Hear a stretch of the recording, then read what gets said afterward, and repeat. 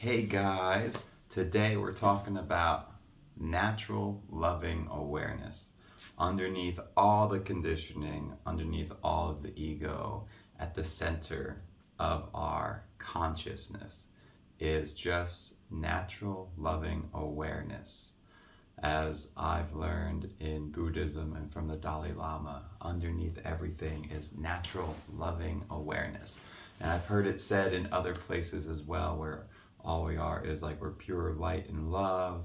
Um, and really, when we come into our consciousness, I know there's in Tibetan monasteries, the monks there, their consciousness, they say, is in their heart. And there's a funny story about that. If you haven't heard it, I'll share it. In the 90s, scientists are starting to study meditation. They just got, like, I believe it's the ECGs, where they can measure brain waves and brain activity. And they're going into the Himalayan mountains, into Tibetan monasteries, and they want to study what do their brains look like when they are meditating. And so the scientists are there, they're hooking up one of the monks, putting all the, all the little diodes on the head, and the monks are asking, like, well, what are we doing here, with the translator, and the monks are asking, like, well, let's see, what are we doing here? And it's like, oh, we want to measure, your mind. When you're meditating, we want to measure what's happening for you. And you're like, oh, well, why are you putting all the diodes up here? When we're meditating, we're meditating from here. They're meditating. Their consciousness is being in their heart, and they're like, you should be measuring the activity here.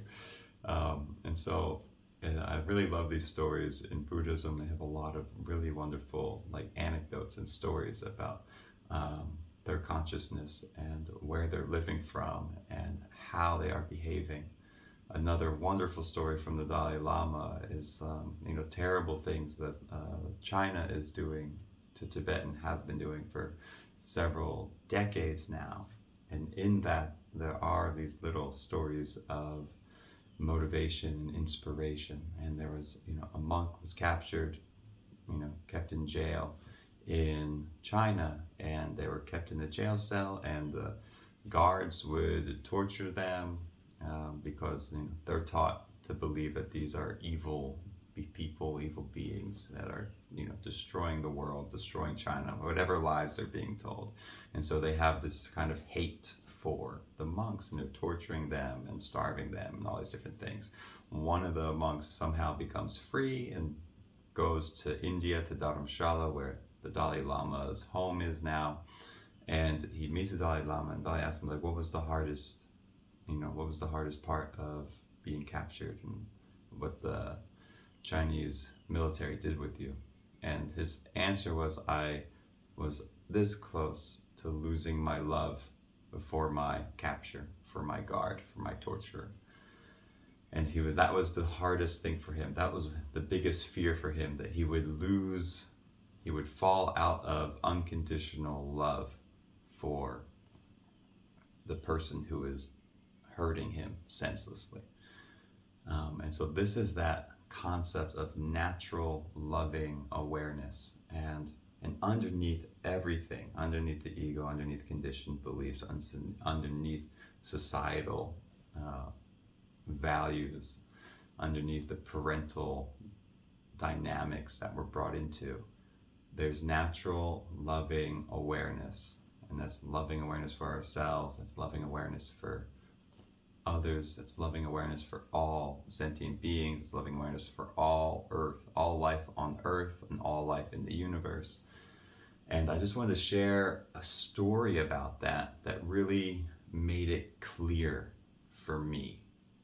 And I was with this woman some 8 years ago, 7 years ago now. And there was this beautiful relationship, beautiful connection. One of the few people I've met where I really felt like, oh, this could be a person, and we could be happy and really help each other grow for the rest of our lives.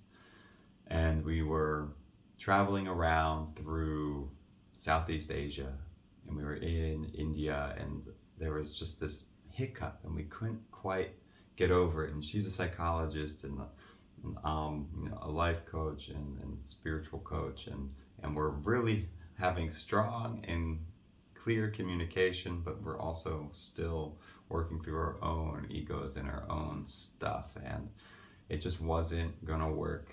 And over time, resentment built, and there was nothing that we could really do in that moment anymore. It was just like there was too much ickiness that kind of got caught up in the cogs of this relationship, and it was like it had to end it. And then it ended, and we still traveled together for another month more as friends. And in that friendship, wow, did we blossom again?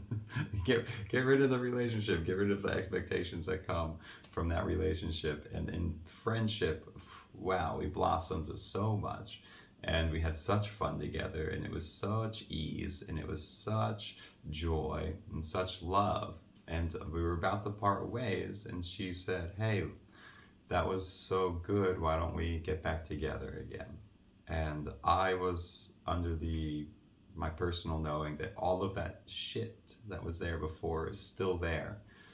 It has not yet been processed. It is not like the garbage collection has not come. My garbage can and your garbage can are both still very full, and we're still the same people who have the same clashing behavior with each other. And so it was my understanding that we needed time apart, and we needed to kind of grow a little bit on our own, and we needed to clear all the garbage that we are carrying from our relationship together, all the little resentment garbages that, with space get cleared out, but if it keeps piling up and not being able to process, then it just kind of lingers there, and it's easy to start fighting with each other. And so all of that was still there for both of us. I could feel it. And she did not take that well. And I said, I love you, and I want us to, it would be wonderful if we both grew and came back together. But what she heard was, I don't love you, and I don't want to be with you. And so her response was really harsh and brutal, and we had this obnoxious, terrible, egoic argument about, just about just her pain coming out and me being unable to be with that pain, and then becoming defensive and taking it personally and dropping into ego and then exploding as well. And we just had this rah, rah, rah, rah, rah, rah conversation. No, you're stupid. No, you're stupid. Really dropping into terrible, egoic, argumentative communication. And I was furious. I was so mad at her. She was saying such negative, such mean things to me. I felt completely like they were completely unwarranted, completely unfair, completely disregarding all of the love and joy that I brought to that relationship, and yada yada. And I just felt really heartbroken and abused, and I was furious. And it was funny, right at the end of that relationship, I was going to a meditation retreat. So within the next couple days, I was, stepping into a monastery in Thailand, and, this was a 30-day silent meditation retreat, and I needed all of it. And so it was funny. So I'm there, and then I start meditating 12 to 16 hours a day. And in the first day, the first couple days, I sit down. Well, there's walking meditation and sitting meditation, and a full meditation there is 1 hour walking, 1 hour sitting, and then they come together, and that's one full session of meditation. So it's 2 hours. But every time I start meditating, I either start walking, and it's very slow walking. I would start, the mind would go whoa, anger, hate her, and then okay, and then I'd sit down, anger, fury, how could she, how dare she, this isn't fair. Wow, okay. And then when I go to eat, everything's fine. I don't have that, it's in the background, it's in there. But when I'm not, when I'm not having space for it, when I'm having other inputs and potentially can call distractions, it's quiet and it's not bothering me consciously. But clearly it's still in the system, and it's very bothering within the body, in the back of the mind, and in the subconscious. But when I'm eating, if I'm walking around and very specifically meditative, and when I'm allowing other thoughts to propagate and to be with those, I feel totally fine. Everything's good. And in the second I sit down, the second I walk, it's like, rah, rah, rah, rah, rah. I hate her. How could she? She's unfair. I did all of these things. Rah, rah, rah. I was so good to her. Rah, rah, rah. And poof, this fire, man, super fire, so much heat. And I'd sit for an hour, and the whole hour is just rah, rah, rah, rah, rah, rah, rah, rah. And I was like, and I could have, I could have said, hey, anger, anger, anger. I could acknowledge it. I could come back to the breath, come back to the Vipassana meditation that they taught there. And, but I wanted to give space to this emotion. And so I just I wasn't getting lost in the story. I was being like a little bit of an outside witness to the story being told, to the anger unfolding. And I just sat with the anger. I let it be there. I let the thoughts run wild. I let the heat rise. And every day, every minute of meditation, literally the second I would close my eyes, the second I would start to, meditate, it was just immediate, like, rah, immediate.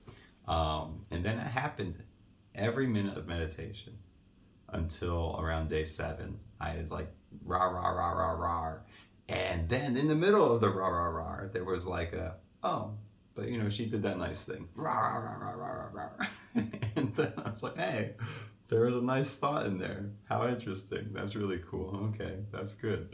And then the next day, I would say day 8, it was, a lot more, still the same rah, rah, rahs, but then, a little bit more like, oh yeah, but remember when she did that? Oh, remember how pretty she looked there?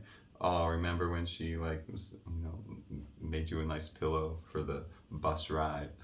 And it's like, wow, there's a couple more nice thoughts. And the heat, there's a couple like softening in the heart. Like, wow. And then day 9, it was like, wow, now it's like really shifting. It's 50-50. It's like, 50% angry, 50% loving. And then by day 10, the anger was so quiet, and there was a lot of love for this girlfriend, this friend of mine.